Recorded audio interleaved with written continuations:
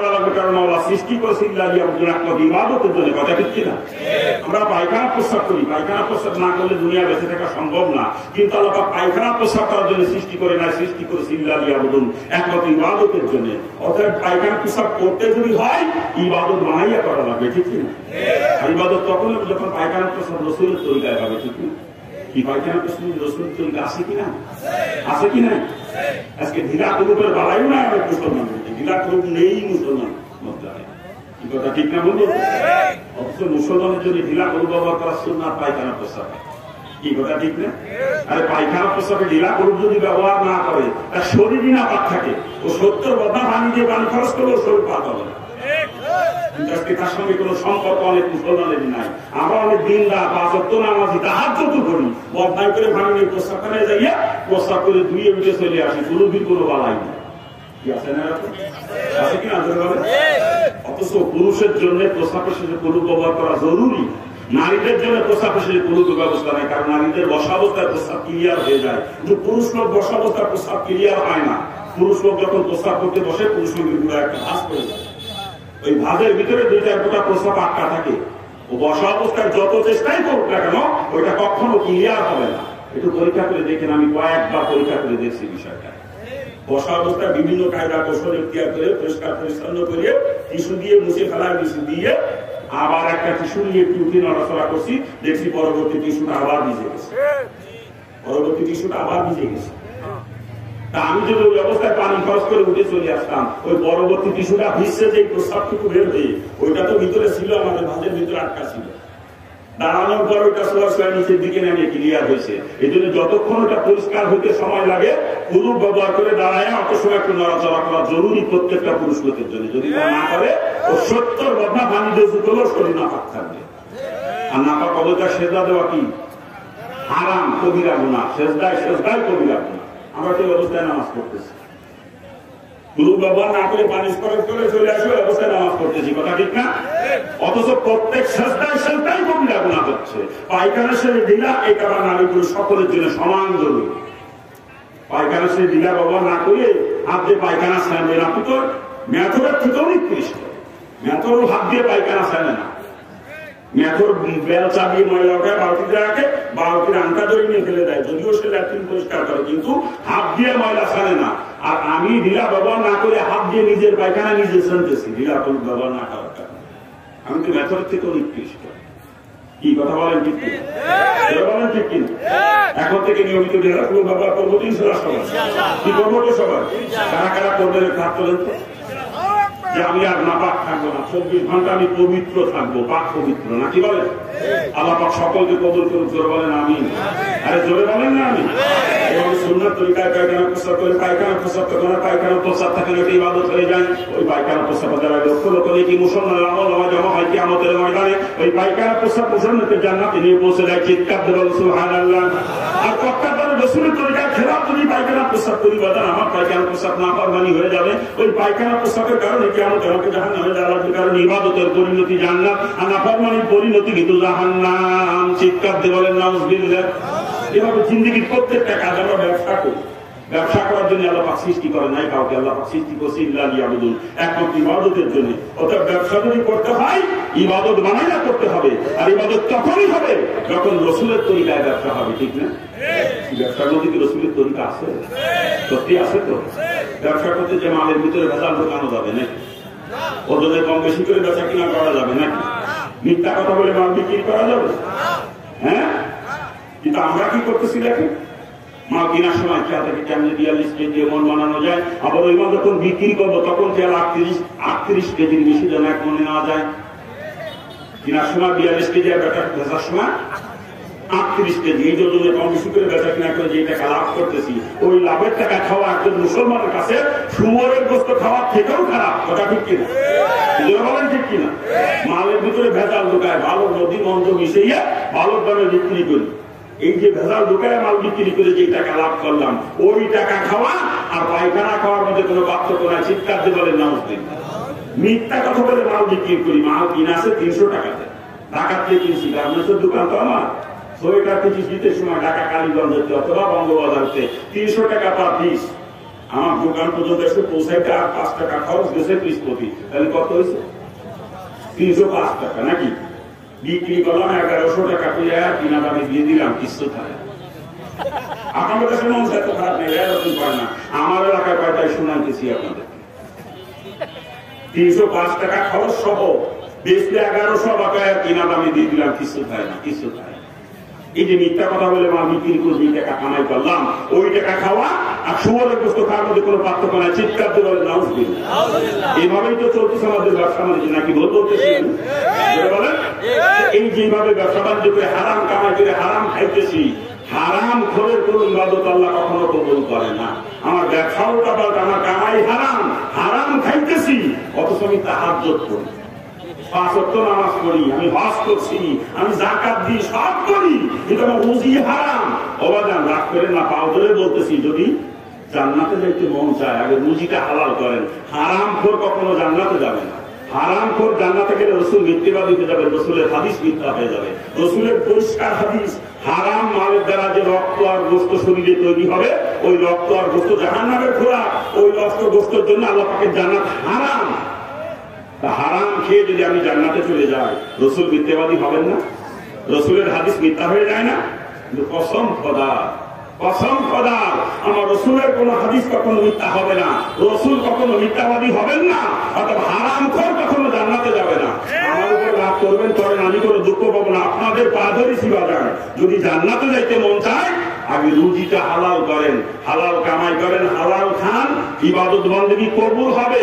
অল্প ইবাদতের ভেস্তে চলে যাবেন। আর হারাম খাইয়ে নামাজ পড়তে পড়তে কপাল কালো হয়ে যাবে। কসম খোদা, একটা সেজদাও কখনো আমার মাবুদের দরবারে কবুল হবে না। চিৎকার দিয়ে বলেন নাউজুবিল্লাহ, জোরে বলেন নাউজুবিল্লাহ। খারাপ লাগতেছে নাকি? এই যে ব্যবসা বাণিজ্য করতেছি রসুলের তরিকার খেলাফ আছেন, এই ব্যবসা হয়ে যাচ্ছে নাফরমানি। এই ব্যবসার কারণে কিয়ামত আমাকে জাহান্নামে যাওয়া লাগবে, কারণ ইবাদতের পরিণতি জান্নাত আর নাফরমানির পরিণতি কিন্তু জাহান্নাম। চিৎকার দিয়ে বলেন নাউজুবিল্লাহ। কি কথা ঠিক কিনা? এভাবে প্রত্যেকটা কাজ আমরা চাকরি করি, কিন্তু চাকরি করার জন্য আল্লাহ পাক সৃষ্টি করে নাই, সৃষ্টি করছে একমাত্র ইবাদতের জন্য। অর্থাৎ চাকরি যদি করতেই হয়, ইবাদত বানাইয়া করা লাগবে। আর ইবাদত তখন হবে যখন চাকরি রসুলের তরিকায় হবে, ঠিক কিনা? চাকরির মধ্যে রসুলের তরিকা আছে কি নাই?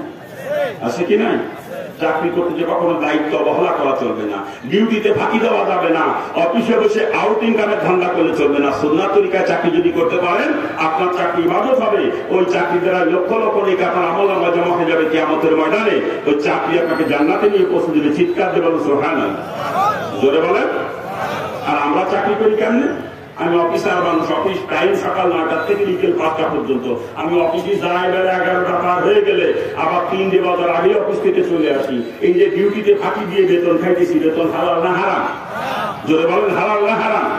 শুধু তাই না, আমি বড় মাপের অফিসার, পরপর 3 দিন অফিসেই যাই নাই, 4 দিনের দিন যাইয়ে এক পাশে আগে এক হাজার সই করি, বেতন তুলে নিয়ে আসি 1 মাসের। ও বেতন হালাল না হারাম?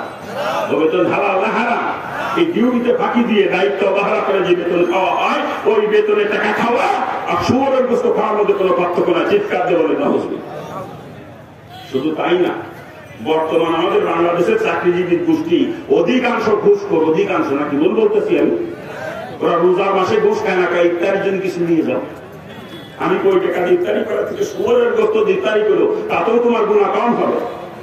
কারণ শুয়োরের গোশত খাইলে খালি হারাম খাওয়ার গুনাহ হতো, আর ঘুষের টাকা আমি খাইলাম, যার কাছ থেকে ঘুষ নিলাম তার উপরে জুলুম করলাম, হারামও খাইলাম, জালেমও হইলাম। তো শুয়োর খাইলে শুধু হারাম খাওয়া হতো, জালেম হইতাম না। কি কথা ঠিক কিনা? বলেন ঠিক কিনা? চাকরি একটা ভাবি হয়, কয়েকদিনের মধ্যে বাড়ি বিল্ডিং দিয়ে ফেলে, কয়েকদিনের মধ্যে। এলাকার মাঠে জমি বিক্রি হইলে ওর উপরে টাকা দিয়ে জমি কেনার মতো মানুষ ওই এলাকায় নাই। কথা ঠিক না ভুল হচ্ছে? জোরে বলেন। আল্লাহ পাক মাফ করুন। কয়েকদিন চাকরি পাইছে, চাকরি পেয়ে ঢাকায় বিরাট কিনেছে, ঢাকায় জমি কিনে বাড়ি বানাইছে। ওর দুটো অন্ধকার, বাপরে বাপ। ওর বাপ ছিল আগে রিক্সা চালাইতো বা ভ্যান চালাইতো, পরের কাছে কামলাগিরি করতো। ও চাকরি ভাইয়ে কয়েকদিনের মধ্যে টাকা এমন টাকা বাপের হজ করার নিয়েছে। কি কথা ঠিক না ভুল? জোরে বলো। এভাবে তো চাকরি বাকরি করতেছি, এই যে চাকরি বাকরি করতেছি রসুলের তরিকার খেলাফ বাজান, এই চাকরি হয়ে যাচ্ছে নাফরমানি। এই চাকরির কারণে আমাকে কি আমাদের জাহান্নামে চলে যাওয়া লাগবে? কথা ঠিক কিনা? ইবাদতের পরিণতি জান্নাত আর নাফরমানির পরিণতি জাহান্নামে। জন্য জীবনের প্রত্যেকটা কাজ তুমি ইবাদত বানাইয়া করতে হবে। আর ইবাদত তখনই হবে যখন রসুলের তরিকায় হবে কাজটা। কথা ঠিক কিনা? যারা বলেন ঠিক কিনা? আমরা রাজনীতি করি, অনেকে রাজনীতি করি না, কিন্তু রাজনীতি করার জন্য আল্লাহ পাক সৃষ্টি করে না, সৃষ্টি করেছে একমাত্র ইবাদতের জন্য। অর্থাৎ রাজনীতি যদি করতে হয় ইবাদত বানাইয়া করতে হবে। কথা ঠিক কিনা? আর ইবাদত তখনই যখন রাজনীতি রসুলের তরিকায় হবে। ঠিক না? এই রাজনীতির মধ্যে রসুলের তরিকা আছে? রসুল রাজনীতি করেছেন তো? রসুল শুধু রাজনীতি করেছেন তারা, রসুল আমার রাষ্ট্রপ্রধানও ছিলেন। ঠিক কিনা? শুধু রসুল একা নন, রসুলের সব থেকে কাছের চারজন মানুষ হযরত আবু বকর, হযরত ওমর, হযরত ওসমান, হযরত আলী রাদিয়াল্লাহু আনহুমা, চারজনই রাষ্ট্রপ্রধান ছিলেন। ঠিক কিনা? খালি রাজনীতি রসুলও করেছেন, সাহাবায়ে কেরাম করেছেন। ঠিক না? কি ধরে বলো? কিন্তু আমাদের দেশের মানুষের ধারণা হয়ে গেছে হুজুর দাবা রাজনীতি করবে। রাজনীতি করবে যত দাঁড়ায় তত দাঁড়িয়ে তার গোষ্ঠী, আর হুজুর দেখালে আল্লাহ মিলে করবে, দাবা খেয়ে ভাগ দিলে বেড়াবে না। হ্যাঁ, রসুল করলেন রাজনীতি, সাহাবায়ে কেরাম করলেন রাজনীতি। আরে রাজনীতি তো আলেম ওলামারাই আগে করবে, কারণ আলেমা রাসাতুল আম্বিয়া, আলেমা নবীর ওয়ারিস। সেই কাম নবী করছে, ওই কাম আলেমরাই আগে করবে। ঠিক কিনা? কিন্তু বলেন ঠিক কিনা? অথবা আলেমরাই আগে রাজনীতি করবে। কি কথা ঠিক না? জোরে বলে। কিন্তু আমরা হুজুরের রাজনীতি কথা করতে গেলে কথা কয় হুজুর রাজনীতি বাদ দেন, ওয়াজ করেন। কোনটারে ওয়াজ কর, কোনটারে রাজনীতি করে কেউ বুঝি না। কি কথা ঠিক না? বলবো জোরে বলে। আল্লাহ পাক সকলকে বোঝার এবং আমাদের তৌফিক দান করুন। আপনাদের মনে ভালো লাগতেছে না, ওদিকে চলে যাচ্ছে। আমি কথা বলে কোনো মজাই পাইতেছি না, আজকে ব্যাপার বুঝলাম না কিছু। এত সুন্দর আয়োজন, কিন্তু আমার কথা বলে মজা পাইতেছি না।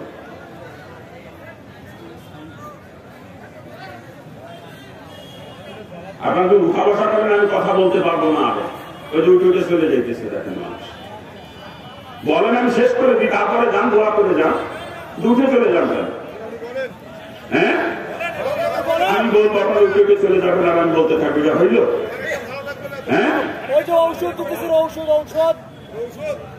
যে কথা বলতেছিলাম বাজান, প্রত্যেকটা মুসলমানের জন্য রাজনীতি করা ফরজ। ইসলামী শাসন ব্যবস্থা কায়েমের চেষ্টা করা কি ফরজে কিফায়া না, যে কিছু লোকে করলে হয়ে যাবে এরকম একটা ফরজে আইন। প্রত্যেকটা মুসলমানের জন্য তার নিজ দেশে, যে দেশে আপনি বসবাস করেন না কেন, আমেরিকা হতে পারে, অস্ট্রেলিয়া হতে পারে, কানাডা হতে পারে, রাশিয়া, ফ্রান্স, চীন, জাপান, যে দেশে আপনি বসবাস করেন না কেন, ওই দেশে আর কোনো মুসলমান নাই, আপনি একা মুসলমান। আর কোন মুসলমান ওই দেশে নাই, আপনি একা। আপনি একাও যদি হয়ে থাকেন মুসলমান, আপনি যে দেশে বসবাস করেন, আপনার মৃত্যুর আগ মুহূর্ত পর্যন্ত ওই দেশে ইসলামী শাসন ব্যবস্থা কায়েমের চেষ্টা করা আপনার জন্য ফরজ। করতে পারেন না পারেন এ দায়িত্ব আপনার না, কিন্তু চেষ্টা করা ফরজ আপনার জন্য। কথা ঠিক কিনা? আর ইসলামী শাসন ব্যবস্থা কায়েমের চেষ্টা করা যদি ফরজ হয়ে থাকে, ইসলামী রাজনীতি করাও প্রত্যেকটা মুসলমানের জন্য ফরজ। কথা ঠিক না? নাকি ভুল বলতেছি? দুঃখজনক হলেও সত্য, আমাদের দেশের অনেক আলেম ওলামারা পর্যন্ত, বড় বড় মুফতি মুহাদ্দিস, এরাও এই কথা বলে যে আমরা রাজনীতি পছন্দ করি না। কি পাই কিনা? পরিষ্কার করে আমরা রাজনীতি পছন্দ করি না। আচ্ছা, রাজনীতি কি রসুল করেছেন? যদি আমি রাজনীতি অপছন্দ করি, তা রসুলের কাজকে অপছন্দ করা হইল না? আর রসুলের আপনি একটা কাজকেও যদি কেউ অপছন্দ করে, কসম খোদা তার ইমান নাই, সে কাফের। রসুল জীবদ্দশায় যত কাজ করছে সরকার আমরা করতে পারবো এরকম না, কিন্তু তাই বলে আমার ইমান চলে যাবে না। যে রসুল আপনি একটা কাজকে যখনই অপছন্দ করবো, সাথে সাথে আমার ইমান চলে যাবে। কি কথা ঠিক কিনা? একজন মুসলমান সারা জীবন দাড়ি কোনোদিন রাখে না, এতে গুনাহগার হলে তার ইমান চলে যাবে। কি কথা ঠিক কিনা? একজন মুসলমান সারা জীবন টুপি কোনোদিন মাথায় দেয় নাই, এতে তার ইমান চলে যাবে না। একজন মুসলমান সারা জীবন জুব্বা কোনোদিন গায়ে দেয় না, তার ইমান চলে যাবে না। কিন্তু যদি বলে আমি টুপি পছন্দ করি না, সাথে সাথে সে কাফের হয়ে যাবে। যদি বলে আমি জুব্বা পছন্দ করি না, সাথে সাথে তার ইমান চলে যাবে। যদি বলে আমি দাড়ি পছন্দ করি না, সাথে সাথে সে বেঈমান। কথা ঠিক কিনা? ঠিক তদ্রূপ একজন মুসলমান সারা জীবন কোনদিন রাজনীতি করে নাই বা কোনো কারণে করতে পারে নাই, এরকম হতে পারে, গুনাহগার হলেও তার ইমান চলে যাবে না। যদি কেউ বলে আমি রাজনীতি পছন্দ করি না, কসম খোদার, সাথে সাথে তার ইমান চলে যাবে, সে কাফের হয়ে যাবে সাথে। কারণ যেই কাজ রসুল করেছেন ওই কাজ যদি কেউ অপছন্দ করে, তার আর ইমান থাকে না। কথা ঠিক কিনা? যদি বলে বলেন ঠিক কিনা? আমি করতে পারি না, কোনো কারণে করি না, এটা ঠিক আছে, এটা গুনাহগার হলে আমার ইমান চলে যাবে না। যখনই বলবো রসুল একটা কাজ করছে, কিন্তু আমি যখনই বলবো ওই কাজটা আমি পছন্দ করি না, সাথে সাথে আমার ইমান চলে যাবে, সাথে সাথে আমি কাফের হয়ে যাবো। ঠিক কিনা? বিজয় বলেন ঠিক কিনা? আল্লাহ পাক সকলকে বোঝার এবং আমাদের তৌফিক দান করুন। আরে জোরে কান না, জোরে বলেন না। আল্লাহ পাক দেশের মানুষকে বুঝ দান করুন। বাবাজান, ইসলামী শাসন ব্যবস্থাকে আমি চেষ্টা করা কি ফরজে আইন, ফরজে আইন, কথা ঠিক কিনা? জোরে বলেন ঠিক কিনা? এই জন্য আর কতকাল এদিক সেদিক দৌড়াবেন বাজান, আর কতকাল এদিক সেদিক দৌড়াবেন? গণতন্ত্রের পিছনে, সমাজতন্ত্রের পিছনে, জাতীয়তাবাদের পিছনে, ধর্ম নিরপেক্ষতার পিছনে আর কতকাল দৌড়াবেন? হ্যাঁ, আপনি গণতন্ত্র প্রতিষ্ঠার আন্দোলন করবেন। গণতন্ত্রের প্রতিষ্ঠাতা আব্রাহাম লিঙ্কন, কিয়ামতের দিন আব্রাহাম লিঙ্কনের পিছনে আপনার হাসর হবে, আব্রাহাম লিঙ্কনের সাথে আপনার হাসর হবে। আব্রাহাম লিঙ্কন যদি জান্নাতে যাবে, আপনি জান্নাতে যাবেন, আর আব্রাহাম লিঙ্কন জাহান্নামে গেলে আপনিও জাহান্নামে যাবেন। যেই নেতার আদর্শ বাস্তবায়নের চেষ্টা দুনিয়াতে করবেন, ওই নেতার পিছনে আপনার কিয়ামতের দিন হাসর হবে, ওই নেতার পিছনে। আপনার নেতা জান্নাতে গেলে আপনিও জান্নাতি, নেতা জাহান্নামে গেলে আপনিও জাহান্নামী। সমাজতন্ত্র প্রতিষ্ঠার আন্দোলন যারা করবেন, সমাজতন্ত্রের প্রতিষ্ঠাতা লেনিন, কার্ল মার্কস, মাও সেতুং, এদের সঙ্গে আপনার হাসর নষ্ট হবে কিয়ামতে। ওরা জান্নাতে গেলে আপনিও জান্নাতে যাবেন, ওরা জাহান্নামে গেলে আপনিও জাহান্নামী। কি কথা ঠিক কিনা? জাতীয়তাবাদ কায়েমের আন্দোলন যারা করবেন, জাতীয়বাদের নেতা জওহরলাল নেহরু, তার সঙ্গে আমার হাসর নষ্ট হবে কিয়ামতে, তার সঙ্গে জাহান্নামে যাওয়া লাগবে। ধর্মনিরপেক্ষতা কায়েমের আন্দোলন করবেন, ধর্মনিরপেক্ষতার প্রতিষ্ঠাতা মহাত্মা গান্ধী, তার সঙ্গে জাহান্নামে যাওয়া লাগবে, কোনো নিস্তার নাই। আর যদি ইসলাম কায়েমের আন্দোলন করেন, ইসলামের প্রতিষ্ঠাতা জনাবে মুহাম্মদ রাসূলুল্লাহ সাল্লাল্লাহু আলাইহি ওয়াসাল্লাম, তার সঙ্গে আপনার হাসর হবে, তার সঙ্গে আপনার ফয়সালা হবে। আল্লাহ রসুল যদি জান্নাতে যায়, আপনি জান্নাতে যাবেন, আল্লাহ রসুল জাহান্নামে গেলে আপনি জাহান্নামে যাবেন। কোনটা করবেন নিজেরা চিন্তা ভাবনা করে সিদ্ধান্ত নিয়ে। গণতন্ত্রের পিছনে দৌড়াবেন, সমাজতন্ত্রের পিছনে দৌড়াবেন, জাতীয়তাবাদের পিছনে দৌড়াবেন, ধর্মের একতার পিছনে দৌড়াবেন, নাকি ইসলামের পিছনে দৌড়বেন, নিজেরা চিন্তা ভাবনা করে সিদ্ধান্ত নেন। সারা জীবন গণতন্ত্র প্রতিষ্ঠার জন্য জীবন দিয়ে গেছে, মরার পরে লাশটা কবর দিয়ে লাশের মুখে হাত দিয়ে জোড়া দোয়া পড়ে, বিসমিল্লাহি ওয়ালা মিল্লাতি রাসূলিল্লাহ। আপনাদের এলাকায় পড়ে নাকি? আপনাদের এলাকায় দোয়া পড়ে? আচ্ছা, এই দোয়াটার অর্থ কি বলেন তো? বিসমিল্লাহি ওয়ালা মিল্লাতি রাসূলিল্লাহ, দোয়ার অর্থ কি বলেন? আল্লাহর নামে রসুলের দলভুক্ত করে তোমার ফিরে গেলাম কবরে, এই তো দোয়ার অর্থ, নাকি? আল্লাহর নামে রসুলের দলভুক্ত করে ফিরে গেলাম। সারা জীবন রসুলের দল কোনোদিন করে নাই, রসুলের আদর্শ ভালোই লাগে নাই, রসুলের কলিজায় খুর লাগায় দাড়ি কামাইয়া রসুলের কান্দাইছে সারা জীবন, কথা ঠিক না? রসুল ইসলাম কায়েমের জন্য জীবন দিয়ে গেছে, দাঁত ভাঙছে, হেলমেট মাইকে মাথার মধ্যে জুতো ছেড়ে গেছে, আরো বদমাশ গণতন্ত্র কায়েমের জন্য জীবন দিয়ে দিচ্ছে, সমাজতন্ত্র কায়েমের জন্য জীবন দিয়ে দিচ্ছে। অথচ মরার পরে রাস্তা রসুলের কান্দে উঠে যায়, রসুলি তো খেয়ে কান্নায় মরা রাস্তা নিয়ে বেড়াবে নাকি? হ্যাঁ, রসুলি খেয়ে কান্নায় মরা রাস্তা নিয়ে বেড়াবে। যারা রসুলের আদর্শ বাস্তবায়নের চেষ্টা দুনিয়াতে করছে, ও দেশ লাশ যখন কবরে রাখবে তখন বুকি হাতে দোয়া করবেন, বিসমিল্লাহি ওয়ালা মিল্লাতি রাসূলিল্লাহ। আর যে গণতন্ত্র প্রতিষ্ঠান আন্দোলন করছে, ও লাশ কবরে রাখবে, ওর বুকি হাতে পড়তে হবে দোয়া, বিসমিল্লাহি ওয়ালা মিল্লাতি আব্রাহাম লিঙ্কন। যে সমাজতন্ত্র প্রতিষ্ঠান আন্দোলন করছে সারা জীবন, ও লাশ কবরে রেখে বুকি হাতে দোয়া করতে হবে, বিসমিল্লাহি ওয়ালা মিল্লাতি লেনিন, কার্ল মার্কস, মাও সেতুং। যে নেতা আদর্শ বাস্তবায়নের চেষ্টা দুনিয়াতে করছে, ওই নেতা দলভুক্ত করে কবর রাখতে হবে, এটাই নিয়ম, কথা ঠিক কিনা?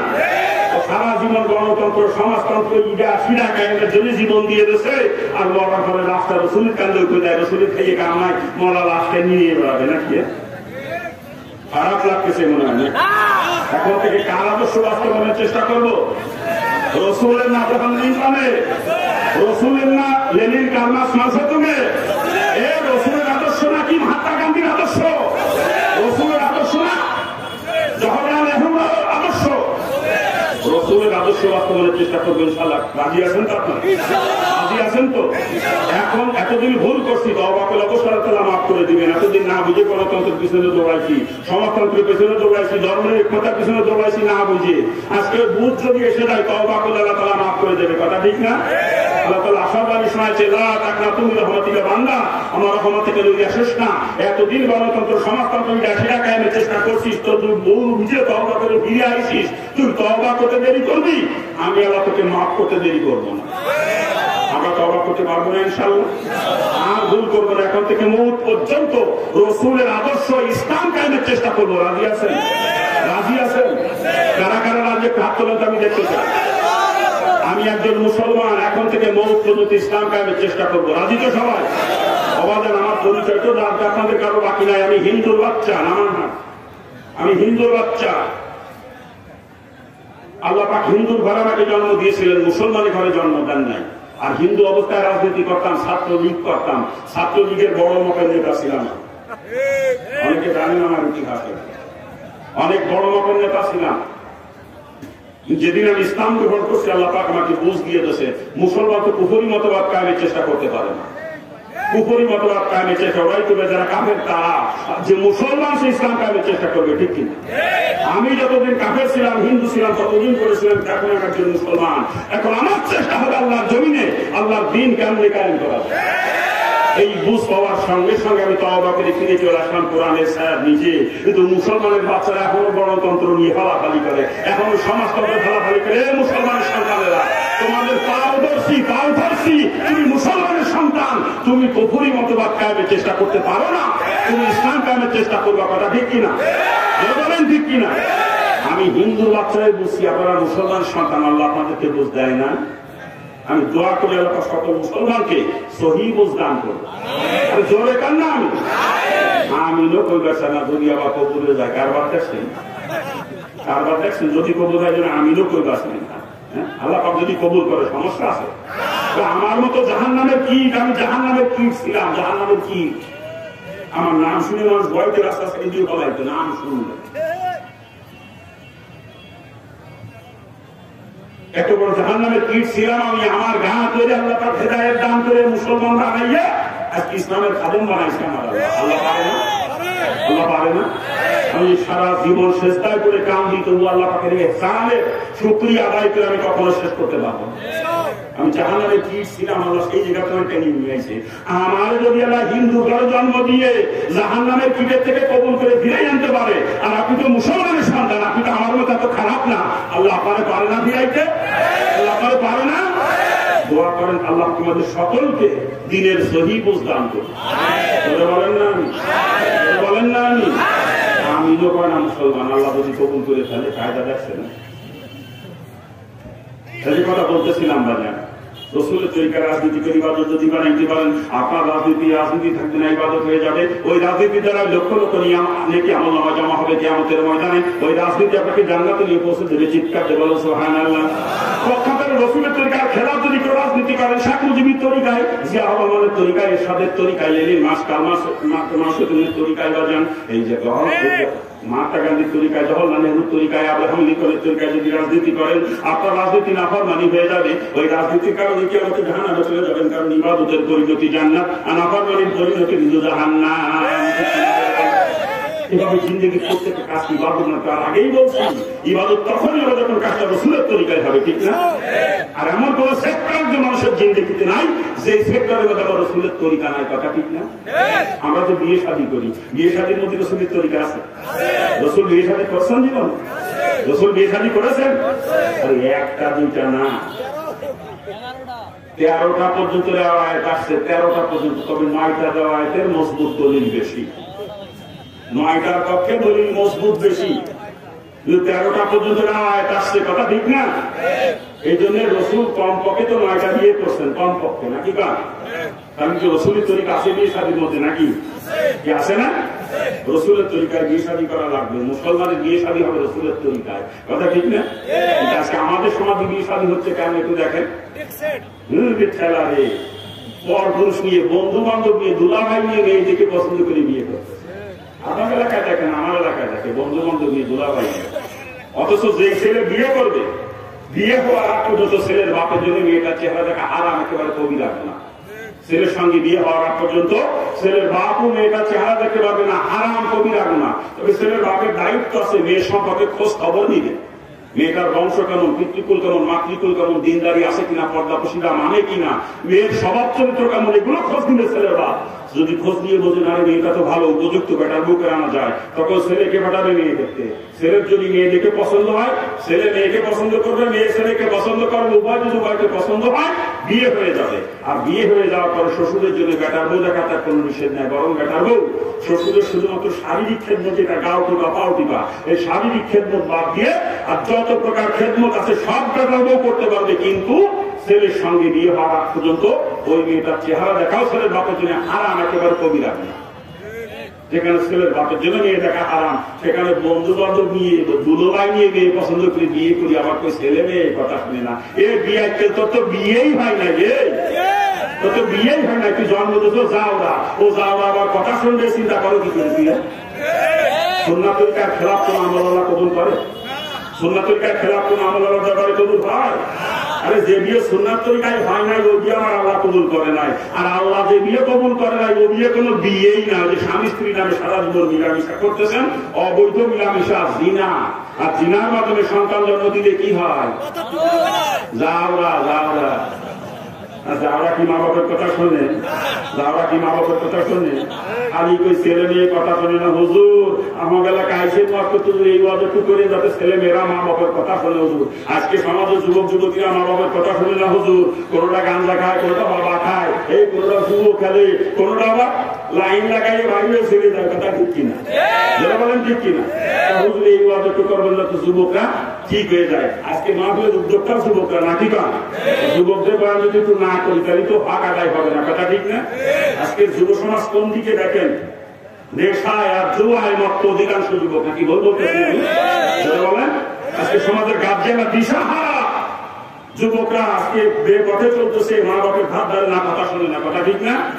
আমরা খালি অভিযোগ করি যুবকরা কথা শোনে না, ছেলে মেয়ে কথা শোনে না। কিন্তু কেন যে শোনে না চিন্তাটাও করে দেখলাম না কোনোদিন। আর আমার তো বিয়েই হয় নাই, কারণ সুন্নাত তরিকার খেলাফ আমি বিয়ে করছি, আমার বিয়ে হয় নাই।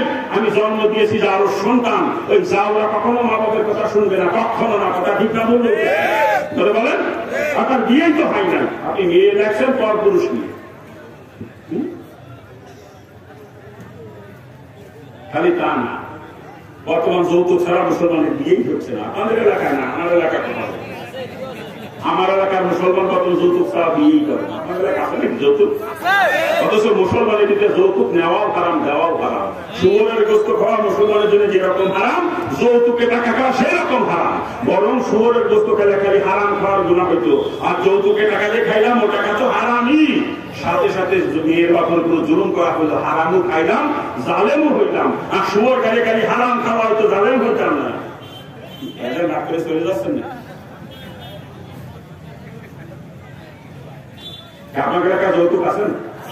এলাকায় আছে যৌতুক নিয়ে বিয়ে কাবার কাবার ছেলে মেয়ে কথা নেই। বিয়ে কিনে চলে মুসলমান, যৌতুক নিয়ে বিয়ে করলে তারা ছেলে যদি একটা জন্ম নেয়, ওরা বাইজিৎ বসতাম রহমতুল্লাহ হবে না কোনোদিনও, যে পানি গ্লাস হাতে করিয়ে সারা রাত মার মাথার কাছে দাঁড়ায় দাঁড়ায় কাটাবে। ওরা হবে কোরআনের শাসিকটা।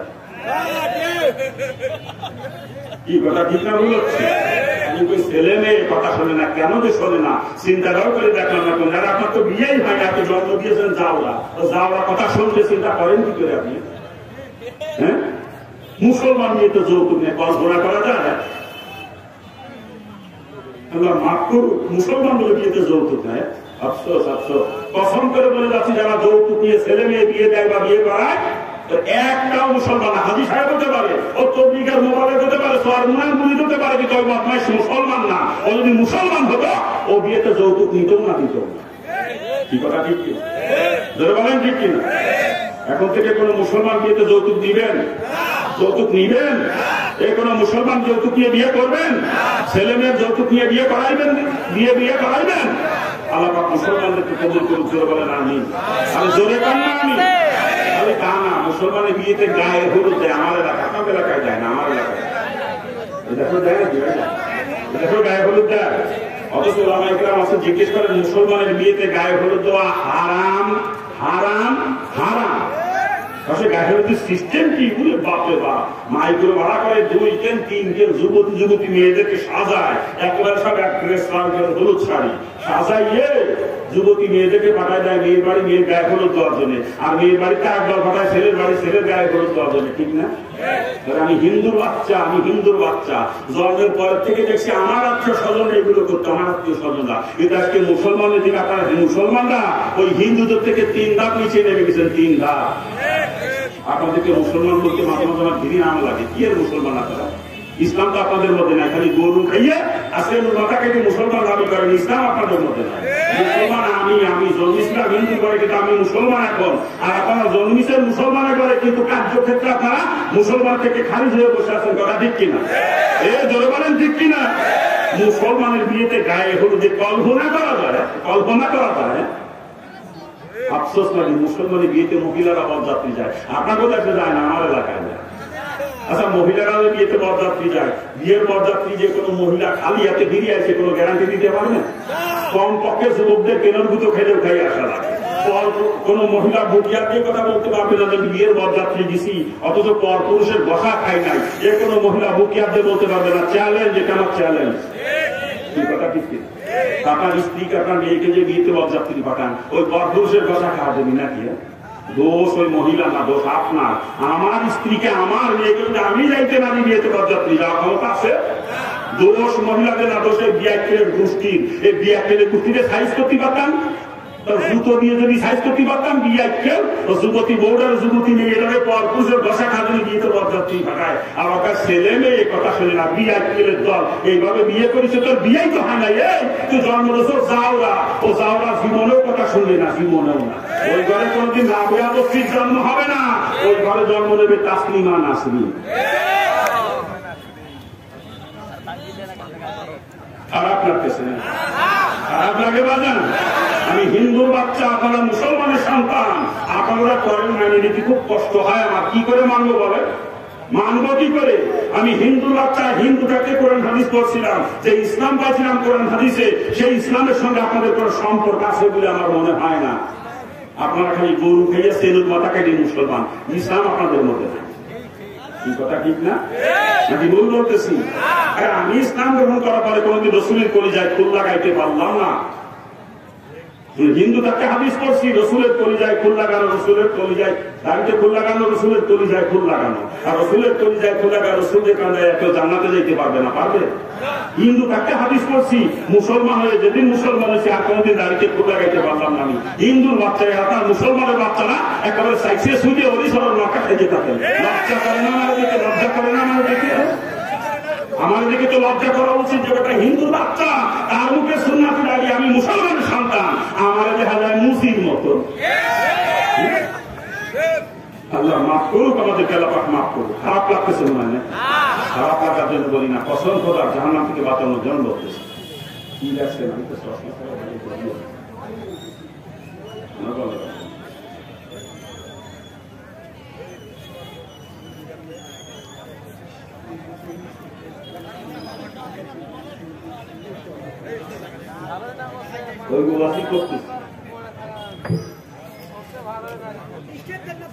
কোথায় রাখছি কথা?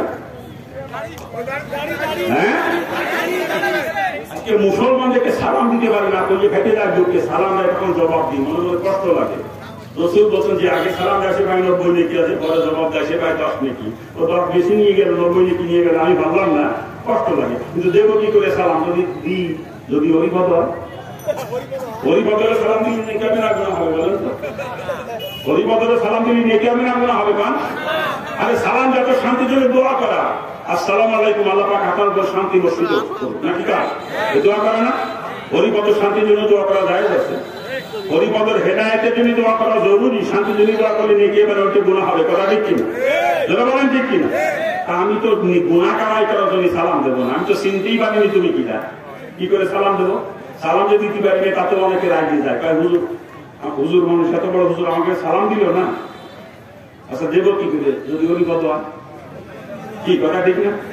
কাম করো, সালাম না দিলে না একটা কাম করো, যাতে চিনতে পারি এই কামটা করো। দাঁড়িয়ে রেখে পেলো, দেখেছেন তো মুসলমান সালাম দেবো। আর দাঁড়িয়ে রাখতে যদি মন না আসা আর একটা কাম করে তাতেও চিনা যাবে। অত দোকানগা দোমাল আছে, এমরা খুই দিয়ে কাশিমির মতো মাথা বের করে থুই দেখে বলবো মাথা কাটায়, বলবো যে ওইটা তো মুসলমান, ওই সালাম দেবো। দুদিনে একটা করা লাগবে, দাঁড়িয়ে রাখা লাগবে না, আমি সেম খুঁজে বাইক করে তুই হবে কাশিমির মতো, খালি বোঝা যাবে কোনটা মুসলমান নাকি না। তাছাড়া তার কোনো জায়গা থেকে চিনার কোনো লাইন নাই, কথা ঠিক না? আল্লাহ এরপরও যদি লজ্জা না দেয় আপনাদেরকে আমার করার কিছু না। আমি হিন্দুর বাচ্চাকে এত বড় বেশি কথা বলতেছি, আর আপনার মুসলমানের সন্তান। হ্যাঁ, মাহফিলের আয়োজন করেন, তাফসীর মাহফিলের সদস্য, বড় মতের সদস্য, তাফসীর মাহফিলের কমিটির সভাপতি, সেক্রেটারি, হ্যান ত্যান 7-5 এসে পরিচয় দেয়, দেখে চেহারা দিক তাকাইতে আশ্চর্য লাগে। এটা তাফসীর মাহফিল সভাপতি এখানে দেখা যাচ্ছে অভিসরণের মতো, কি কথা ঠিক কিনা? মসজিদের সভাপতি, মাদ্রাসার ক্যাশিয়ার, হ্যাঁ, ল্যাংটা না করলে বোঝার কোনো উপায় নেই। ওটা মুসলমান ল্যাংটা করে দেখো সেলুন না থাকে, তাছাড়া উপায় নাই, কথা ঠিক না? ঠিক কিনা? মসজিদ কমিটির সভাপতি, সেক্রেটারি যারা বানাইছে তারা হলো গাধা। সভাপতি সেক্রেটারি, তাফসীর কমিটির সভাপতি সেক্রেটারি ওইটা বানাইছে, দেহে চিনা না মুসলমান কিনা। আল্লাহ পাক আমাদেরকে হেফাজত করুন। এলাকার যে যুব কমিটি যারা মাহফিলের আয়োজন করছে তাদের মাহফিলের এদেরকে যেন সামনে আসলে দেখি, যদি আসি আবার কোনোদিন এলাকায় সেদিন যেন দেখি যে নায়রা সবাই রসুলের রঙে রঙিন হয়ে গেছে, অলিসরণ মার্কা যেন কাউকে আর দেখতে না পায়। এই কথা ঠিক কিনা? অতিথি সাহেব কি বলেন এই কথা? কিনা যাবে তো সামনে ইনশাআল্লাহ। হাত তো রসুলের করে যা খোলা খাবো না, আর লাগাবো তো ইনশাআল্লাহ। হাত তোলেন। আমি একজন মুসলমান, রসুলের উম্মত, রসুলের কলিজায় আর ফুল লাগাবো না, করেন ইনশাআল্লাহ। আল্লাহ পাক আমাদের মেহমানকে কবুল করুন। চেয়ারম্যান সাহেব চলে গেল না, চলে গেছে চেয়ারম্যান সাহেব। চেয়ারম্যানই করলি তবে না, পুরা ইউনিয়নের জিম্মাদারি নিয়ে লাগবে কিয়ামতের দিন। পুরা ইউনিয়নের জিম্মাদারি নিয়ে লাগবে কিয়ামতের দিন। আল্লাহ মাফ করুক, দাড়ি কামনা তো তুমি মরে যায়, কিয়ামতের দিন রসুলের সামনেই যাইতে পারবে। এই কথাটা ঠিক কিনা? আমি চেয়ারম্যান সাহেবকে অনুরোধ করবো, আজকে মাহফিলের যিনি প্রধান অতিথি, আমার ঘরে রাগ করেন না ভাইজান, আপনি আমার মহব্বতের মানুষ, আমার মহব্বত করছেন। মাদ্রাসায় ছিলাম, ওই যে কোন জায়গা যেন বদরগঞ্জ মেলার মাঠ মাদ্রাসায়, মেলার মাঠ মাদ্রাসায় বিশ্রাম করতে, ওইখানে আমার আনতে চলে গেছে চেয়ারম্যান সাহেব, এত মহব্বত করছে। আর আমার এই মহব্বতের মানুষটা যদি কিয়ামতের দিন জাহান্নামে চলে যায়, রসুলের সামনে দাঁড়াইতে না পারে, আমারও কষ্ট লাগবে। যদি ভাইজান আমাকে রাগ করেন না, পায়ে হাত অনুরোধ করে যাচ্ছি, বয়স তো কম হয় নাই, নতুন করে বিয়ে শাদী করার চিন্তা ভাবনা তো মনে হয় আমার। অনেকে দাঁড়িয়ে রাখতে চায় না, বিয়ে শাদী হয় নাই, দাঁড়িয়ে রাখতে বলে মেয়েরা পছন্দ করবে না, সেই বয়সটা আমাকে চেয়ারম্যান সাহেবের নাই, কথা ঠিক না? চেয়ারম্যান সাহেব পায়ে হাত অনুরোধ করে বলে যাচ্ছি, বিবি সাহেবের বাজার করেন কিন্তু আমার রসুল যার বাজার করেন। কি কথা ঠিক কিনা? বিবি সাহেব বাজার হইলে হবে, সমস্যা নেই, আপনি জাহান্নামে যাবেন না। আর বিবি সাহেবের খুশি রেখে বুঝিয়ে শুনে খুশি রেখে দাঁড়িয়ে রাখতে পারে, আরো ভালো, কথা ঠিক না? কিন্তু বিবি সাহেব যদি বেজার হয় হোক, এটা আমি রসুলকে বাজার করতে পারবো না, কথা ঠিক কিনা? সমাজের মানুষ বেজারা হোক, সারা দেশের মানুষ, বিশ্বের মানুষ বেজারা হোক, কিন্তু আমি রসুলকে বাজার করতে পারবো না, কথা ঠিক কিনা? যারা বলেন ঠিক কিনা? আমরা যারা রসুলের উন্নত করে দাবি করি, এখানে যারা আসি, আর রসুলের কলিজা ফুল লাগাবো না, রসুলকে আর কান্দাবো না, নিয়ত করতে পারেন? নিয়ত করতে পারেন? কারা কারা নিয়ত করতে পারেন? ভাবতে পারেন স্যার, আমি রসুলের একজন উন্মত, আমি রসুলকে মহব্বত করি, রসুলের কলিজা আর ফুল লাগাবো না, রসুলকে আর কান্দাবো না, নিয়ত করতে পারেন? সকলকে কবুল করুন, জোরে বলেন আমিন। আমি জোরে বলেন না আমি? খারাপ লাগতেছে মনে হয় নাকি? ভালো লাগা ওয়াজ আমি করি না, আমি কাজে লাগা ওয়াজ করি। প্রত্যেকটা কথা হলো যেটা মুসলমানের কাজে লাগবে, জোরে বলেন ঠিক কিনা? আলোচনা করতেছিলাম বিয়ে শাদী নিয়ে, কথা মনে আছে তো? বিয়ে শাদী আমাদের সব মুখে কত সুন্দর দাঁড়িয়ে থাকে, তবে দাঁড়িয়ে কিন্তু সাইন্টিফিক কত ধুমানায় রাখলে হবে না, এক পুষ্টি পরিমাণ হওয়া, এক পুষ্টি পরিমাণ আছে। আলহামদুলিল্লাহ সভাপতি একবারই রাজি হয়ে গেছে, আর ছাড়বেন এক মুষ্টি নিচে, কথা ঠিক কিনা? দাড়ি কামানো যেরকম হারাম কবিরা গুনাহ, এক মুষ্টি নিচে দাড়ি ছাঁটাও সেরকম হারাম কবিরা গুনাহ। দাড়ি কমপক্ষে এক মুষ্টি হতে বলে আমাকে জিজ্ঞেস করেন মাসালা, জিজ্ঞেস করেন। এবং এই মাসালা ব্যাপারে চাইলেও মাযহাবের সমস্ত ফকিরা একমত, সবাই একবারকে ফতোয়া দিয়েছেন দাড়ি কমপক্ষে এক মুষ্টি হতে। এই মাসালা নিয়ে কোন মাযহাবের মধ্যে কোন ফকির মধ্যে কোন পার্থক্য নাই, কথা ঠিক কিনা? যারা বলেন ঠিক কিনা? যদি রাখবই যখন দাঁড়িয়ে পুষ্টি পরিমাণটা কি সুন্নাত তাহলে আল্লাহ সকলকে কবুল করুক, জোরে বলেন আমিন। কথা বিয়ে শাদী নিয়ে আলোচনা করতেছিলাম, একটু সঙ্গে বলতেছিলাম, আজকে মুসলমান ছেলে বিয়ে দিয়ে বউ বাড়িয়ে নিয়ে, নতুন বউ বাড়িয়ে নিয়ে হাল খাতা করে, হাল খাতা। আমার কাছে নাম দিয়েছে বউ বাতা, আমি ওদের নাম দিচ্ছি হাল খাতা। হ্যাঁ, আপনি ছেলে বিয়ে করাইছেন, আপনার ঘরে নতুন বউ হয়েছে, এত আমি খুশি। আর এই খুশিতে প্রতিবেশীদেরকে আত্মীয় স্বজনকে দাওয়াত করে খাওয়ানো সুন্নাত, যেটাকে বলা হয় অলিমা। কি বলে? কি বলে? অলিমা করা কি সুন্নাত। আপনি পোলা বিয়ে করেছেন, ঘরে নতুন বউ হয়েছে, এই খুশিতে আপনি আত্মীয় স্বজনকে প্রতিবেশীদেরকে দাওয়াত করে খাওয়াবেন, ওরা খাইয়ে খুশি হয়ে দোয়া করে চলে যাবে। কিন্তু কারো কাছ থেকে কোনো বিনিময় নেওয়া হারাম। যদি কেউ কিছু নিয়ে আসে ওটা রাখা যাবে না, ফেরত দিয়ে দিতে হবে। ভাইজান আমি অলিমা করছি, আমি ব্যবসা করতে বসি নাই, হাল খাতা খুলি নাই, আপনি না জানি আনছেন, আমি ওটা রাখতে পারবো না, ফেরত দিয়ে যাইতে হবে। কি কথা ঠিক কিনা? এইভাবে দু এক জায়গাতে ফেরত দেওয়ার পর আর কেউ আনবেন না, কথা ঠিক না? আর বর্তমান ফেরত দিয়ে তুমি কথা, ব্যবসা করার জন্যই তো অনুষ্ঠান করে বদমাইছে। কি কথা ঠিক না? নিজের কাছে টাকা নাই, বদমাইশ রাখে তেলন তোলে, গ্রামীণ ব্যাংকে তেলন তোলে, ইন্দুর কাছে সুইতে টাহাইনে অনুষ্ঠান করে, ইন্দুর কাছে সুইতে টাহাইনে অনুষ্ঠান করে। অনুষ্ঠান করে আগে দেওয়ার দিকে আমাকে চেয়ারম্যান সাহেব দিল্লি মোটামুটি পাওয়া যাবে, এরপর আমাকে অতিথি সাহেবকে দাওয়াত দিবেন নাকি বা সভাপতিরও দাওয়াত দেয় মাঝে মাঝে, তাই না? হ্যাঁ, নাকি ভুল করছি আমি? দিদি মুটাঙ্কের বাদ দেবেন, রক্তের কোন সম্পর্ক নাই, আত্মীয়তার কোন বন্ধন নাই, ওই লোকগুলোকে দাওয়াত দেয় কিছু পাওয়ার আশায়, কথা ঠিক না? অথচ আত্মীয় স্বজন যারা গরিব আছে, প্রতিবেশী গরিব মিসকিন, তাদেরকে দাওয়াত দেয় না, কথা ঠিক কিনা? দিদি তো পাওয়া যাবে না, কথা ঠিক না? আল্লাহ পাক আমাদেরকে হেফাজত করুন। আরে জোরে বলেন না আমি, জোরে বলেন না আমি। এইগুলো যারা আমাদের টাইটেল দিচ্ছে আমি ডিজিটাল ভিখারি, এমনি তো ভিখারিরা বাড়ি বাড়ি যে ভিক্ষা চায়, বাজারে দোকানে দোকানে ভিক্ষা চায়, আর ডিজিটাল ভিখারির গোষ্ঠী কৌশলে ক্রিয়া করছে বর্তমানে। নিজের বাড়ি দাওয়াত দিয়ে নিজে খাওয়ার কথা পেয়ে দাওয়াত দিয়ে আইয়ে খাওয়া ঠিকই বুঝে খাওয়াই, এমনি থাল ভাতে না, থালের মধ্যে কি রাখি দিবা যায় ভিখারির মতো থাল ভাতে। বিয়াক্কেলের গোষ্ঠী, বিয়াক্কেলের দল ওইভাবে মানুষের দাওয়াত করে বাড়ি আনিয়ে বেইজ্জতি করাতে, তুই বদমাস থাল নিয়ে যে কালকে বসবি যে কোন জায়গায় বদর কাজে যে কেন্দ্রীয় মসজিদের সামনে, কেন্দ্রীয় মসজিদের সামনে, মসজিদের সামনে খালিয়ে বসিস। আমরা যার সময় তো থালের মধ্যে কিছু দিয়ে দেবো না, বিয়ে কিনতে টাকা লজ্জাও করে না। মানুষের দাওয়াত করে যদি খাওয়াইয়া বিকারি মতো থাল ভাতে বিয়ে কেলে দাও, এইভাবে বিয়ে করে হালকা টাকা বাঁকা ছেলে মেয়ে কথা শুনে না, বিয়ে কেল ওই ঘরে সব মিনার কিসের জন্ম নেবে না, ওই ঘরে জন্ম নেবে দেওয়ান বাকি, দেওয়ান বাকি।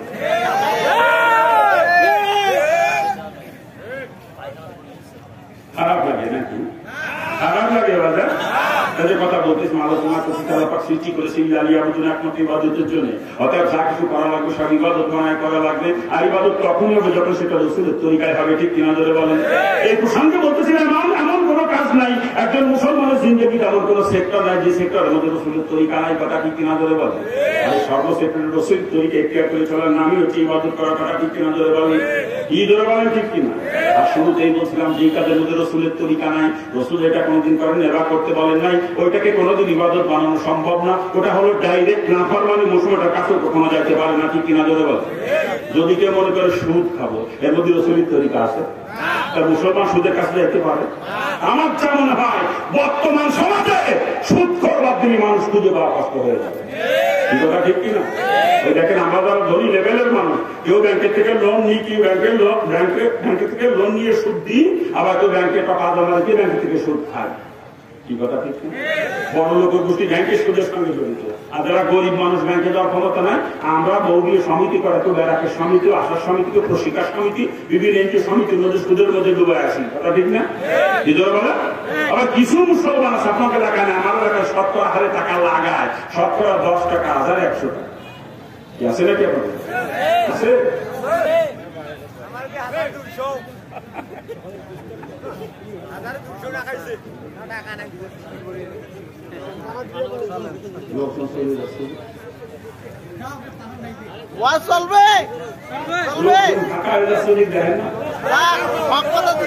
আমি আগেই বলে দিচ্ছি, আমি কারো করে মলম লাগাবো,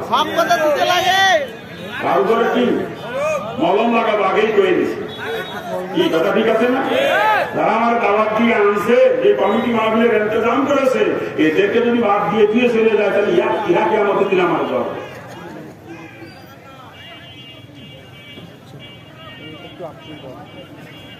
আজকের মাহফিলে মেলা আমি এসে দেখলাম,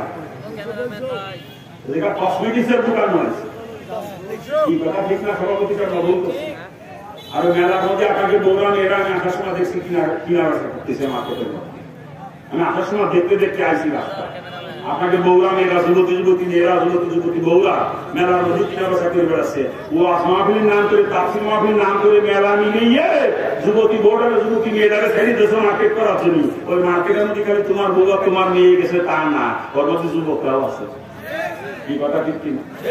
তোমার বৌরার বাইরে যে ছেড়ে দেশে মেলার মধ্যে যুবকরা, মেলার মধ্যে যে ঘরে ফেরে কিনে মারে, মহিলাদের দেখলেই কিনে মারে, কি কথা ঠিক না?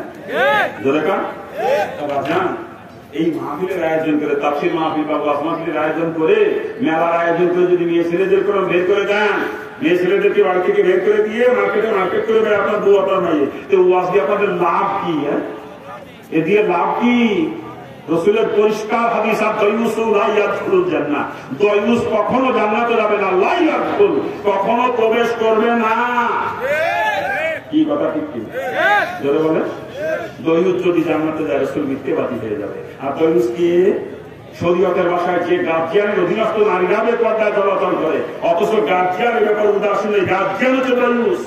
আপনার বউ মেলায় মার্কেট করে বেড়াচ্ছে, আপনার মাইয়ে মার্কেটে চলে গেছে বদরগঞ্জে মার্কেট করতে, আপনি দয়ুস, আপনি দয়ুস। আপনি হাজি সাহেব হলেও দয়ুস, তাবলীগের মোবাইলে গেলেও দয়ুস, আপনি চরমনার মুড়ি দিলেও দয়ুস। আপনার অধীনস্থ নারীরা পর্দায় চলাচল করে। আপনার বাড়ি জামাই আইসি, আপনার বড় মেয়ের জামাই, আপনার মেজ মেয়েটাও যুবতী, আপনার বড় মেয়ের জামার সঙ্গে তার মেজ মেয়ে দেখা যায়, কথা বলে, আপনি দয়ুস। আপনি চরমনাকে জিকির করতে করতে ফাল করে শান্তির উপর উঠে যাবেন, এ বদমাস তুই জাহান্নামের কীট, তুই দয়ুস। আর এক বিয়াকের বছরে বছরে চিনলাম আর তো বুঝি খেলা আবার ওর বউ মাঠের নদী গরু বাঁধে, ছাগল বাঁধে, আছে না কেন? একজন হাজি সাহেব হজ করি আইছে, একবার দুইবার না 13 বার হজ করি চালিয়ে, কাহার তো অভাব নাই, 13 বার হজ করিছে একেবারে 13 বার। হাজি সাহেবের যুবতী মেয়েরা কলেজে পড়ে, একেবারে পয়লা বৈশাখ না 31শে চৈত্র প্রায় 12টা 1 মিনিটে কলেজ মাঠে হাজি সাহেবের মেয়ে বর্ষবরণ অনুষ্ঠান করতেছে। এই গালে লাগছে এসে বৈশাখ, আর এই গালে শুভ নববর্ষ লিখে বর্ষবরণ প্রতি রাত 12টা 1 মিনিটে, 31শে চৈত্র রাত 12টা 1 মিনিটে হাজি সাহেব মসজিদে তসবিহ টানে, আর হাজি সাহেবের মেয়ে কলেজ মাঠে যে রাত 12টা 1 মিনিটে বর্ষবরণ অনুষ্ঠান করে। ওই বদমাইশ হাসিনা, এ দয়ুস তুই 1 নাম্বারের পাসি, তোর হজে তোরে জাহান্নামে তো বাঁচাতে পারবে না রে বিয়াকে। যদি জাহান্নাম থেকে বাঁচতে হয় তোর মেয়েকে পর্দা করা, তোর অধীনস্থ নারীদেরকে পর্দা করা। তুই সর্বনাইতে জাহান্নাম থেকে বাঁচতে পারবি না, তোর মেয়েকে সিদ্ধা মারে জাহান্নাম থেকে বাঁচতে পারবি না। তোর অধীনস্থ নারীরা যদি পর্দায় চলে, তুই দয়ুস, তুই জাহান্নামী, তুই জাহান্নামী, তুই জাহান্নামী।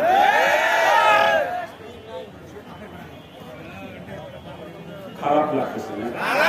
খারাপ লাগে বলছেন, লাগলে কিছু করার নাই, জাহান্নাম থেকে বাঁচানোর জন্য বলতেছি, জাহান্নাম থেকে বাঁচানোর জন্য বলতেছি।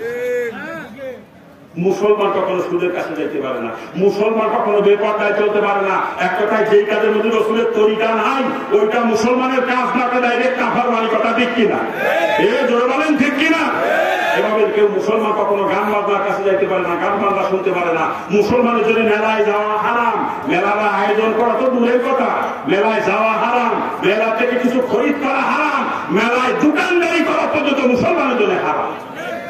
আপনি রাস্তায় দাঁড়ায় আছেন, একজন অপরিচিত লোক আপনাকে জিজ্ঞেস ভাইজান মেলাটা কোন জায়গায় হচ্ছে, আপনি যদি অপরিচিত লোকটাকে মেলার রাস্তা দেখায় দেন, আপনিও জাহান্নাম, আপনিও জাহান্নাম। মেলা ইসলামে হারাম, কথা ঠিক কিনা? এ জোরে বলেন ঠিক কিনা?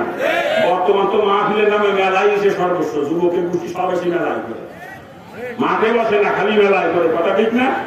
আল্লাহ পাক আমাদেরকে হেফাজত করে। আরে জোরে কান না, আমি মাহফিলের মেলা না, আজকে যুবকের গোষ্ঠী হিন্দুদের পুজোর মেলায়, কি কথা কান না? হিন্দুকে পুজোর মেলায় যাই দেখেন হিন্দু কয়টা আর মুসলমান কয়টা? হিন্দু যদি দেখে 13 জন, মুসলমান 333 জন, কি কথা ঠিক না বলো? জোরে কান। আল্লাহ আমার হিন্দু মানে তো সারা জীবন পুজো করে মুক্তি পারতাম, এটা আমাদের ভালো হতো নাকি? গোষ্ঠীটা বানাইছে মুসলমান, ইসলাম ভালো লাগে না, না ইসলাম ভালো লাগে না, ভালো লাগে হিন্দুদের পুজোর মেলা। আল্লাহ তো হিন্দু বানালে ঠিক ছিল,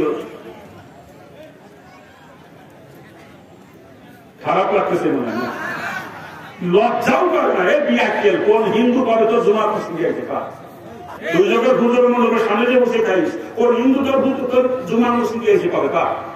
হ্যাঁ, দুই যুগের পুজো যে আসে ওরা কবে ঈদগায় আছে, তোর ঈদগাহ ঈদের দিন কবে আছে কার? হ্যাঁ, লজ্জাও করে না। আল্লাহ মাফ করুন। হ্যাঁ, এদেশে যারা বিধর্মী আছে, অন্য ধর্মের লোক আছে যারা সংখ্যালঘিষ্ঠ, তারা তাদের ধর্মীয় অনুষ্ঠান পালন করবে স্বাধীনভাবে, এখানে ইসলামের কোনো বাধা নিষেধ নাই, কথা ঠিক? তারা তাদের ধর্মীয় অনুষ্ঠান স্বাধীনভাবে পালন করবে, হিন্দুরা তাদের পূজা পার্বণ মেলা যা ইচ্ছে করুক স্বাধীনভাবে করবে। বরং মুসলিম গরিষ্ঠ দেশে সংখ্যালঘুরা তাদের ধর্মীয় অনুষ্ঠান যাতে স্বাধীনভাবে পালন করতে পারে, এই ব্যাপারে মুসলমানরা ইমানদারের সঙ্গে পাহারাদারি করতে আছে, কথা ঠিক কিনা? শরীয়তের এটাই নির্দেশ। তুমি যদি মুসলিম দেশের প্রধান হও, তোমার দেশে যারা অমুসলিম আছে তারা যেন তাদের দেশে তাদের ধর্মীয় অনুষ্ঠান স্বাধীনভাবে পালন করতে পারে, ব্যাপারে যদি প্রয়োজন হয় তুমি সেখানে পাহারাদারি ব্যবস্থা করো, যাতে তাদের কোনো ডিস্টার্ব না হয়, কি কথা ঠিক কিনা?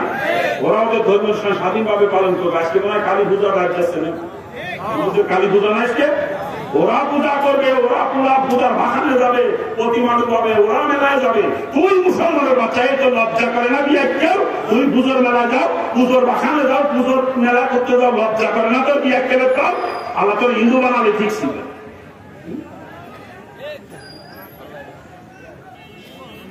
খারাপ লাগতেছে না?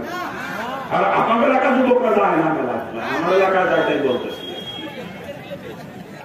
আল্লাহ সকলকে বুঝার এবং আমলের তৌফিক দান করুন। আরে জোরে কান না আমি, জোরে বলেন না আমি। এক কথায়, যেই কাজের মধ্যে রসুলের তরিকা নাই, রসুল যেটা কোনোদিন করেন না বা করতে বলেন নাই, ওইটা কোনো মুসলমানের কাজ না, ওটা হলো ডাইরেক্ট না ফরমানি। মুসলমান কখনো এইগুলোর কাছে যাইতে পারে না, কথা ঠিক কিনা? জোরে বলেন ঠিক কিনা?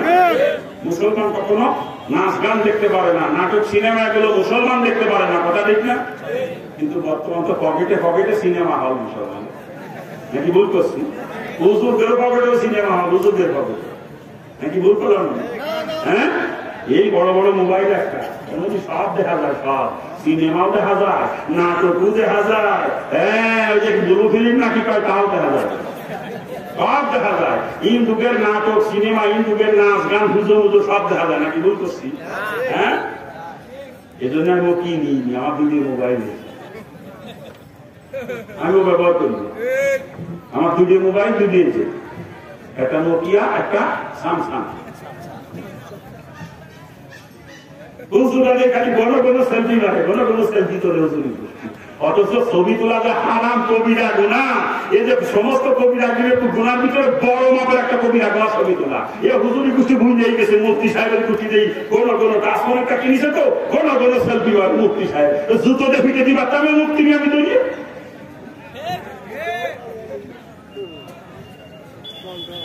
ইসলামের ছবি তোলা কত কঠোর নিষেধাজ্ঞা হাদিসের মধ্যে, কত কঠোর নিষেধাজ্ঞা।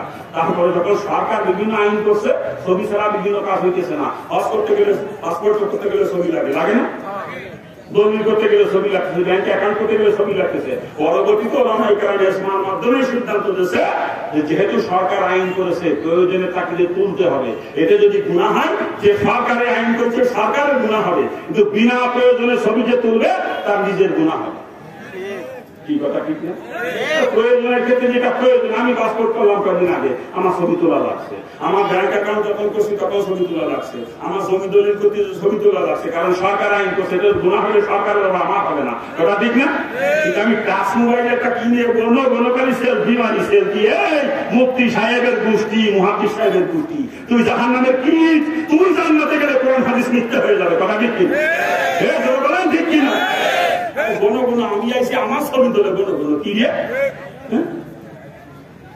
আল্লাহ আমাদের সকলকে হেফাজত করুন। কি লেখছে আবার, এত কিছু কি লিখতেছে?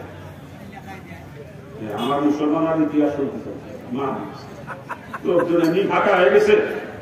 যাক আলহামদুলিল্লাহ, আমার আলোচনায় খুশি হন নাই আপনারা? খুশি হলে মানুষ যাইতো না, মানুষ খুশি। আমি আগেই বলছি আমি ভালো করে মলম লাগাবো, আর মলম লাগালে একটু জল দিয়ে কয়ে নিছি না, মলম লাগালে জল দিয়ে কয়ে নিছি। আর আমার একটা দায়িত্ব, আমি ইমানি দায়িত্ব মনে করে কথাগুলো বলি। এগুলো সাধারণ বক্তারা কয় না, বক্তারা অধিকাংশ একটা বাইন মাসের মতো বাইন করে চলে যায়, যাতে কারো গায়ে না। কিন্তু আমি যদি বাইন মাসের মতো বাইন করে চলে যাই, কি আমার ক্ষেত্রে আমি তো নিজেই বাঁচতে পারবো না, পারবো? যদি কিটা বেজার হইল, কিটা খুশি হইল, টাকার সুযোগ আমার নাই। আমার নিজের বাসা লাগবে জাহান্নামেতে। এতে আমি হক কথা বলবো, বাইন মাসের মতো ওয়াজ করতে পারবো না, হক কথা বলবো। রসুল পরিষ্কার করে কইছে, যাইলে শুনে যে হক কথা কানে গেল বোবা শয়তান। আমি বোবা শয়তানের কবরে যেতে পারবো না, কথা ঠিক কিনা? যারা বলেন ঠিক কিনা?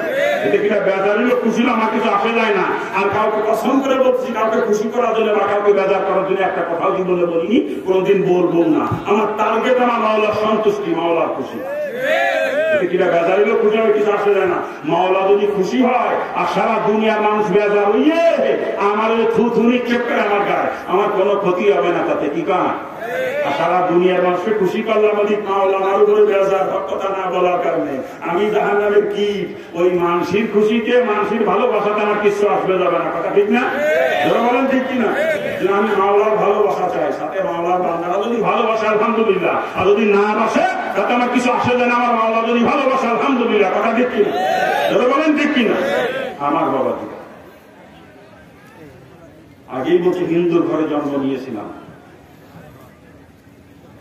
হিন্দু অবস্থায় ডিগ্রি